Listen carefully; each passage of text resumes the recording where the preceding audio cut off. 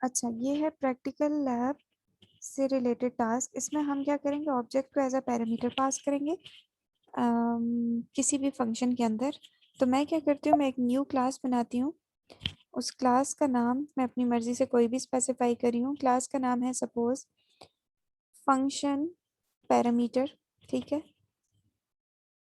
और उसके अंदर I am going to create a constructor. Constructor बनाने के लिए I need to write the same name as that of class name.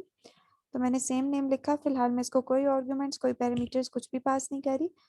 Function p मैंने इसका नाम लिखा and then I am going to write out a function here. उस function की return type I am going to decide that is void, कि function कुछ भी return नहीं कर रहा। मैं क्या कर रही हूँ कि ये वॉइड जो मैंने लिख दिया है इसके साथ मैं फंक्शन का नेम लिखूंगी। फंक्शन का नाम मैं लिखती हूँ, फंक्शन के बजाय मैं लिखती हूँ ऑब्जेक्ट एज पैरामीटर, ठीक है। So I have specified OBJ as P, और इसके पैरामीटर्स की जगह मैं कुछ भी नहीं लिखती, और ये हो रही इसकी बॉडी, ठीक है। तो ये है बॉडी इसकी, जो कि एम्प्टी है। फंक्शन का नाम है ऑब्जेक्ट एज पैरामीटर, और इसकी रिटर्न टाइप है वॉइड। इसके अंदर मैं कुछ आर्ग्यूमेंट्स पास करती हूँ। Suppose I am going to pass out int a and int b. दो डिफरेंट टाइप्स के मैंने आर्ग्यूमेंट लिए हैं। एक का नाम है ए, दूसरे का नाम है बी, लेकिन दोनों की डेटा टाइप जो है वो क्या है, इंटीजर है। दोनों की डेटा टाइप है इंटीजर।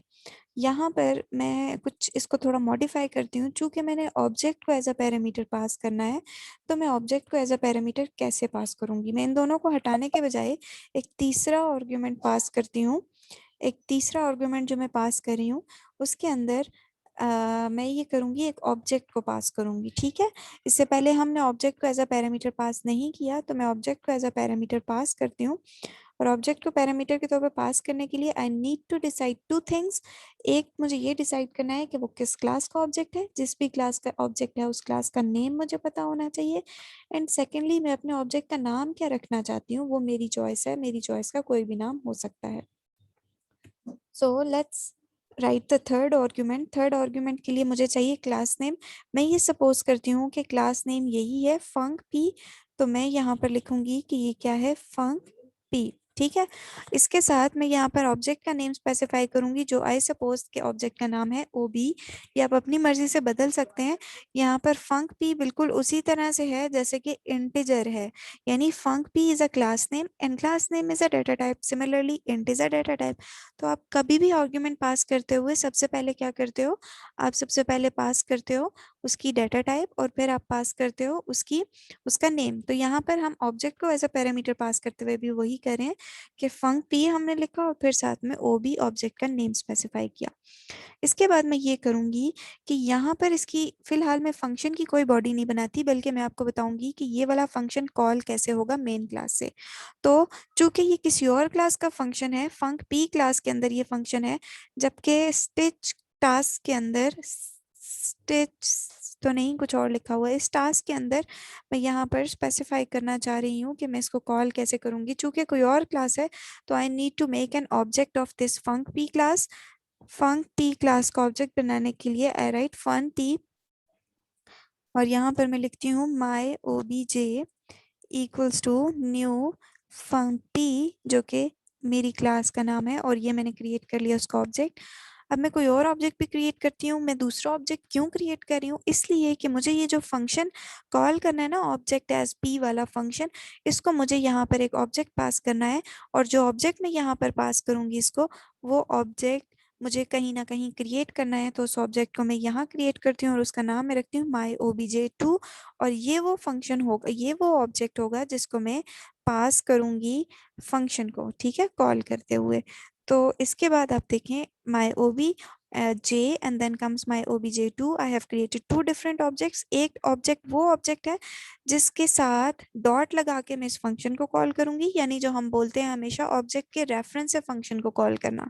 तो एक ऑब्जेक्ट क्रिएट करने का मकसद वो है। दूसरा ऑब्जेक्ट क्रिएट करने का मकसद है कि मैं उसको इस फंक्शन के अंदर एज अ पैरामीटर पास कर सकूं। अब आपको ज़्यादा समझ आएगा। मैंने जो फर्स्ट ऑब्जेक्ट क्रिएट किया है उसके लिए मैं करती हूँ माई OBJ डॉट उस फंक्शन का नाम जिसको मैं एक्सेस करना चाह रही हूँ, जो यहाँ पर है OBJ एस पी।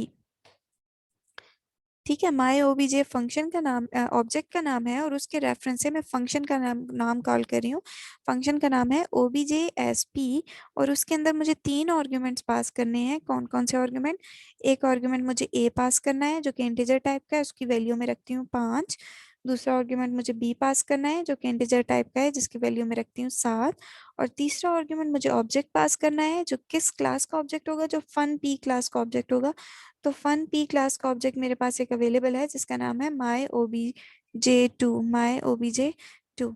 ठीक है, तो ये मैंने ऐसे किया है, किसी भी फंक्शन को एक आर्ग्यूमेंट ऐसे पास किया जाता है।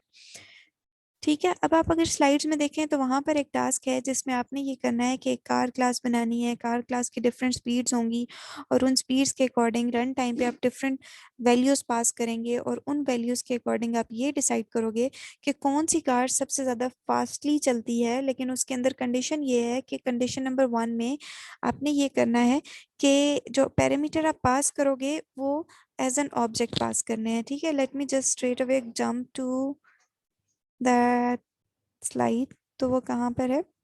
ये है आपका task. Write a class car that accept object as a parameter and that will return an object of class that can run fastest depending on the different attributes of each car class। एक car class है जिसके बहुत सारे objects होंगे और हर object की different speed होगी। आपने देखना है कि कौन सी कार क्लास के ऑब्जेक्ट सबसे ज़्यादा फास्टेस्ट रन करी है। लेकिन आपने 2 पॉइंट्स का ध्यान रखना है ये सिनेरियो इम्प्लीमेंट करते हुए। एक तो ये है कि जो आप पास करोगे ऑब्जेक्ट वो एज अ पैरामीटर आप कंस्ट्रक्टर को भी पास करोगे, ये मस्ट होना चाहिए इसके अंदर। और दूसरी मस्ट चीज क्या होनी चाहिए कि आप ऑब्जेक्ट जो पास करोगे वो फंक्शन के अंदर भी एज अ पैरामीटर पास होगा। और तीसरी जो मस्ट चीज है वो ये कि आपका जो फंक्शन है वो ऑब्जेक्ट को ही रिटर्न करेगा एज अ पैरामीटर। तो इसमें हमने फर्स्ट चीज तो देख ली है कि किस तरह से एक फंक्शन के अंदर किस तरह से आप ऑब्जेक्ट को एज अ पैरामीटर पास करते हो। इसके बाद हम देखेंगे कि कंस्ट्रक्टर के अंदर हम पैरामीटर कैसे पास करते हैं और फिर हम देखेंगे कि हम कैसे किसी फंक्शन से ऑब्जेक्ट रिटर्न करवा सकते हैं। अगर किसी का कोई क्वेश्चन है तो प्लीज आस्क दैट। ओके, तो ये हमने फर्स्ट टास्क किया है जिसमें हमने ऑब्जेक्ट को एज अ पैरामीटर पास किया है किसी फंक्शन के अंदर। अब जो मैं सेकंड टास्क करूंगी वो ये है कि कंस्ट्रक्टर के अंदर मुझे एज अ पैरामीटर पास करना है किसी ऑब्जेक्ट को। तो मैं कंस्ट्रक्टर के अंदर एज अ पैरामीटर किसी ऑब्जेक्ट को कैसे पास कर सकती हूँ वो भी आपने देखना है। फॉर एग्जाम्पल ये फंक पी एक कंस्ट्रक्टर बना हुआ है और इसके अंदर मैं एक ऑब्जेक्ट को एज अ पैरामीटर पास करती हूँ। उसके लिए again I need to decide the class name कि उसका क्लास नेम क्या होगा, मैं वो लिखूंगी और साथ में उसका नाम लिखूंगी। तो यहाँ पर मैंने डिसाइड किया है कि उसका जो क्लास नेम है वो फन पी है और उसका जो ऑब्जेक्ट है वो 0 है। बिल्कुल वही सिंटेक्स है जो यहाँ पर है। ऑब्जेक्ट का नाम आपने अपनी मर्जी से रखा है, ऑब्जेक्ट का नाम यहाँ पर आपने अपनी मर्जी से लिखा है। If you notice out certain thing कि जैसे ही मैंने एक कंस्ट्रक्टर के अंदर ऑब्जेक्ट पास करना शुरू किया तो यहाँ दोनों कंस्ट्रक्टर के अंदर मुझे एरर आने लग गया है। ये एरर इसलिए आ रहा है कि मैंने लाइन नंबर 14 और 15 के ऊपर यहाँ पर जो कंस्ट्रक्टर्स लिखे हैं वो नॉन पैरामीटराइज्ड लिखे हैं, जबकि लाइन नंबर 21 पे जो मैंने कंस्ट्रक्टर 22 पे डिफाइन किया है वो पैरामीटराइज्ड कंस्ट्रक्टर है और उसके अंदर ऑब्जेक्ट को एज अ पैरामीटर पास हो रहा है। तो ये दो उस वक्त तक एरर आता रहेगा जब तक मैं इनके अंदर एक ऑब्जेक्ट को एज अ पैरामीटर पास नहीं करूंगी कंस्ट्रक्टर्स को। ठीक है, तो कंस्ट्रक्टर्स को पास करने के लिए मुझे यहाँ पर मस्ट है कोई ना कोई ऑब्जेक्ट। मैं यहाँ थर्ड ऑब्जेक्ट बनाती हूँ। ठीक है, और उस ऑब्जेक्ट को मैं कंस्ट्रक्टर के अंदर पास करूंगी and this error will be removed automatically. My obj3 equals to new fun P. लेकिन कंडीशन ये है कि आपका ऑब्जेक्ट वही होना चाहिए जिस ऑब्जेक्ट को आप एक्सेस कर रहे हो। सॉरी, जिस आपका ऑब्जेक्ट वही होना चाहिए जिस ऑब्जेक्ट को जिस क्लास को आप स्पेसिफाई करें उसी क्लास का ऑब्जेक्ट होना चाहिए। ठीक है, तो मैं इन तीनों के अंदर एक और ऑब्जेक्ट जो है वो पास कर रही हूँ, माई obj3। Again my obj3 and again my obj3। अब यहाँ पर माई obj3 मेरा एक ऑब्जेक्ट था, मैंने तीनों जगहों पर वो ऑब्जेक्ट पास किया है लेकिन इसके बावजूद वो एरर देना स्टॉप नहीं हुआ। एरर क्यों दे रहा है वो अभी भी, और यहाँ पर वो शो कर रहा है can not find symbol my obj3। हालांकि आपने वही ऑब्जेक्ट यहाँ पर बनाया हुआ है। नाउ द कंडीशन इज कि वो ऑब्जेक्ट बेशक वो फन पी का ऑब्जेक्ट है लेकिन उसका नाम है माई। अगर मैं इसको चेंज करके सेम ऑब्जेक्ट यहाँ पर बनाती हूँ तब भी ये कंडीशन रिजॉल्व नहीं होगी। I have to create another object और उस ऑब्जेक्ट के अकॉर्डिंग मुझे वो रेफरेंस पास करना पड़ेगा। मैं फिलहाल इन सारे ऑब्जेक्ट्स को यहाँ से रिमूव करती हूँ और मैं क्या करती हूँ, इस फन पी के दोबारा से ऑब्जेक्ट्स बनाती हूँ और वो डिफरेंट ऑब्जेक्ट किस तरह से होंगे ये आपको देखना है। ये देखें, ये माई ओबीजे को मैं रिमूव इसलिए नहीं कर सकती कि ये माई ओबीजे 2 के साथ यहाँ पर स्पेसिफाइड है, ठीक।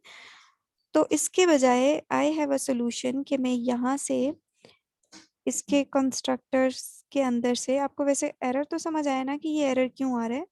ये एरर इस वजह से आ रहा है कि आपने यहाँ पर कंस्ट्रक्टर जो बनाया है वो नॉन पैरामीटराइज्ड है, जबकि आप जब कॉल कर रहे हो ना तो उसके अंदर एक और कंस्ट्रक्टर आप ऐसा पास कर रहे हो जिसके अंदर ऑब्जेक्ट आप पास कर रहे हो। तो जैसे ही मैंने एक नॉन पैरामीटराइज्ड कंस्ट्रक्टर बनाया इनके लिए तो वो ऑटोमेटिकली यहाँ से एरर आना खत्म हो गया था।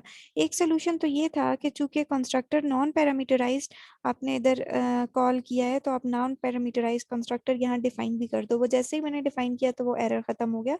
दूसरा सोल्यूशन मेरे पास ये था कि मैं इन तीनों ऑब्जेक्ट्स को यहाँ से रिमूव करती और मैं तीनों ऑब्जेक्ट्स ऐसे बनाती जिसमें मैं ऑब्जेक्ट क्रिएट करते हुए यहाँ से कंस्ट्रक्टर को एक और ऑब्जेक्ट क्रिएट करके वो पास करी होती।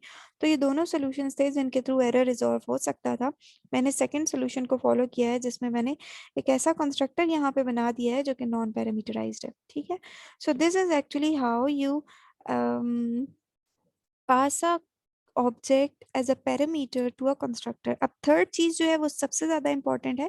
थर्ड टास्क हम ये डिस्कस करें कि क्या कैसे कोई फंक्शन किसी ऑब्जेक्ट को रिटर्न करवा सकता है या नहीं। अगर वो रिटर्न करवा सकता है किसी भी ऑब्जेक्ट को तो वो ऑब्जेक्ट कैसे रिटर्न होगा, समझे आप बात। यानी अगर कोई भी कंस्ट्रक्टर या कोई भी फंक्शन किसी ऑब्जेक्ट को रिटर्न करवा सकता है, अगर रिटर्न करवा सकता है तो वो कैसे रिटर्न होगा। This is the third module. Third module में हम ये बात कर रहे हैं कि क्या कोई फंक्शन या कंस्ट्रक्टर किसी ऑब्जेक्ट को रिटर्न कर सकता है। अगर मैं बात करूं कंस्ट्रक्टर की तो कंस्ट्रक्टर रिटर्न कर सकता है किसी ऑब्जेक्ट को। No, absolutely not. क्यों रिटर्न नहीं कर सकता, क्योंकि कंस्ट्रक्टर की कभी भी रिटर्न टाइप नहीं होती जबकि फंक्शन की रिटर्न टाइप होती है। तो ये चीज़ जो है ये सिर्फ फंक्शन पे लागू होगी कि कोई भी ऐसा फंक्शन उसकी कोई भी रिटर्न टाइप जो भी होगी आप स्पेसिफाई करोगे और ये उसी फंक्शन की वैल्यू को उसी टाइप की ऑब्जेक्ट को रिटर्न करेगा। तो उसको मॉडिफाई करते हैं। वैसे नॉर्मली फंक्शन क्या रिटर्न कर सकते हैं, या तो वो वॉइड रिटर्न करते हैं या वो इंट रिटर्न करते हैं या वो फ्लोट रिटर्न करते हैं या समटाइम्स वो डबल रिटर्न करते हैं। लेकिन अगर इनमें से कुछ भी वो रिटर्न ना कर रहे हो तो फिर हम देखते हैं कि वो क्या रिटर्न करते हैं। उस पर्पस के लिए आप क्या यूज कर सकते हो, आप यूज करोगे यहाँ पर वॉइड के बजाय ऑब्जेक्ट को रिटर्न करवाना। लेकिन ऑब्जेक्ट रिटर्न तो होगी ऑब्वियसली, लेकिन वो कैसे रिटर्न होगी ये आपने देखना है। ऑब्जेक्ट जब रिटर्न कर रहा होता है कोई फंक्शन तो आप हमेशा ये बताते हो कि उस ऑब्जेक्ट की क्लास नेम क्या है और आप वही क्लास नेम यहाँ पर स्पेसिफाई करते हो। आई सपोज कि जो ऑब्जेक्ट ये रिटर्न करेगा उसका क्लास नेम फंक पी है, तो मैंने लिख लिया यहाँ पर कि fun P object as P. Obviously यहाँ पर जब मैं स्पेसिफाई करूंगी तो मुझे कोई ना कोई ऑब्जेक्ट को रिटर्न करवाना पड़ेगा। अब मैं रिटर्न कर देती हूँ उसी ऑब्जेक्ट को जो यहाँ पर क्रिएट हुई है, जो यहाँ पर sorry as a parameter pass हुई है, उसी ऑब्जेक्ट को मैं रिटर्न करती हूँ। What if I do not want to return this same object, I want to create another object and I want to return that object. चूंकि ये function एक ऑब्जेक्ट को रिटर्न कर रहा है तो मुझे वो ऑब्जेक्ट कहीं ना कहीं क्रिएट करनी है तभी मैं उसे रिटर्न कर सकती हूँ। अगर मैं उसको क्रिएट नहीं करती तो मेरे पास दूसरा ऑप्शन ये है कि ये पैरामीटर्स में एक ऑब्जेक्ट यहाँ पास हो रहा है, इसको मैं रिटर्न कर दूँ, ठीक है। तो मैं क्या करती हूँ, मैंने फिलहाल तो उसी ऑब्जेक्ट को रिटर्न किया है but going towards the another solution जिसमें मुझे खुद पहले ऑब्जेक्ट क्रिएट करना है और फिर उस ऑब्जेक्ट को रिटर्न करना है। तो how I can do that, I will just write fun P my O equals to new fun P. Fun P का पी शुड बी कैपिटल, यहाँ पर मैंने स्मॉल लिख दिया है। तो this is how actually you create an object and then you return that object. तो अब यहाँ पर मैंने एक ऑब्जेक्ट क्रिएट कर ली है जिस ऑब्जेक्ट का नाम है माई ओ और मैं उसको इधर रिटर्न कर रही हूँ माई ओ। तो ये ऐसे आपने कर लिया जैसे कि आप ऑब्जेक्ट को यहाँ क्रिएट करके फिर आप रिटर्न कर रहे हो। तो ये आपके लेक्चर का थर्ड मॉड्यूल था। तीनों सिंटेक्स मैंने आपको समझा दिए हैं। फर्स्ट सिंटेक्स में क्या किया आपने आपने एक ऑब्जेक्ट क्रिएट किया और फिर उस ऑब्जेक्ट को एज अ पैरामीटर फंक्शन में पास किया, जैसे ये, ठीक है। और यहाँ पर आप इस ऑब्जेक्ट को एज अ पैरामीटर फंक्शन में पास करो। सेकंड चीज में हमने एक कंस्ट्रक्टर के अंदर एक फंक्शन को एज अ पैरामीटर पास किया है। और थर्ड टॉपिक के अंदर हमने ये किया है कि हम एक फंक्शन बना रहे हैं जिसकी रिटर्न टाइप एक क्लास नेम है और उस क्लास नेम के अंदर हम एक ऑब्जेक्ट को रिटर्न करवा रहे हैं। तो ये आपने उस ऑब्जेक्ट को इधर क्रिएट किया और ये आप उसको रिटर्न करवा रहे हैं, ठीक है। तो अब ये देखते हैं कि लाइन नंबर 30 पे जो फंक्शन हमने लिखा है उसको जब हम कॉल करेंगे तो ऑब्वियसली वो हमें कोई ना कोई ऑब्जेक्ट रिटर्न करेगा। तो उस ऑब्जेक्ट को आप हैंडल कैसे करोगे? उस ऑब्जेक्ट को हैंडल करने के लिए आपको एक और ऑब्जेक्ट क्रिएट करना पड़ेगा। वो मैं कैसे करूंगी? फन पी और उसका नाम मैं लिखती हूँ यहाँ पर रिटर्न ऑब्जेक्ट, ठीक है, रिटर्न ऑब्जेक्ट। और मैं इसको इनिशियलाइज नहीं करी, ये ऑब्जेक्ट है फन पी क्लास का, लेकिन मैं इसको इनिशियलाइज नहीं करी, मैं सिर्फ और सिर्फ इसको डिक्लेयर कर रही हूँ। क्यों डिक्लेयर कर रही हूँ? क्योंकि इनिशियलाइज ये उस वक्त होगा जो कि वैल्यू यहाँ से रिटर्न करेगा, उस वक्त ये इनिशियलाइज होगा। तो इसको देखते हैं ये कैसे होगा। इसके लिए बहुत सिंपल सी चीजें हैं। फन पी के सॉरी इस ऑब्जेक्ट को मैं कॉल करती हूँ पहले ओबीजे एस पी ऑब्जेक्ट के रेफरेंस से। तो how I am gonna do that, my OBJ dot OBJ S P. मैंने फंक्शन को कॉल कर लिया। अब फंक्शन को मैंने कॉल करते हुए मुझे कुछ ऑब्जेक्ट्स कुछ वैल्यूज पास करनी है। यहाँ पर मैं फर्स्ट वैल्यू पास करती हूँ that is 6, second value pass करती हूँ दैट इज 7। क्यों पास करें? क्योंकि यहाँ पर 3 डिफरेंट वैल्यूज जो है वो पास हो रही हैं। और इसको मैं पास करती हूँ माई ओबीजे टू अगेन, ठीक है। तो ये हो गया सेमी कॉलन। लेकिन अब आप ये देखें कि ये वाला फंक्शन कुछ ना कुछ रिटर्न करेगा और जो वो रिटर्न करेगा वो मुझे कहीं ना कहीं स्टोर करना है। वैसे ये होता था कि अगर ये इंटीजर टाइप की वैल्यू फंक्शन रिटर्न करता था तो आप हमेशा इधर लिखते थे कोई भी value int a equals to this और वो इंट ए के अंदर वैल्यू स्टोर हो जाती थी। लेकिन यहाँ पर एक ऑब्जेक्ट रिटर्न हो रहा है और आपको उसी को उसका रिजल्ट एक ऑब्जेक्ट में ही स्टोर करना है।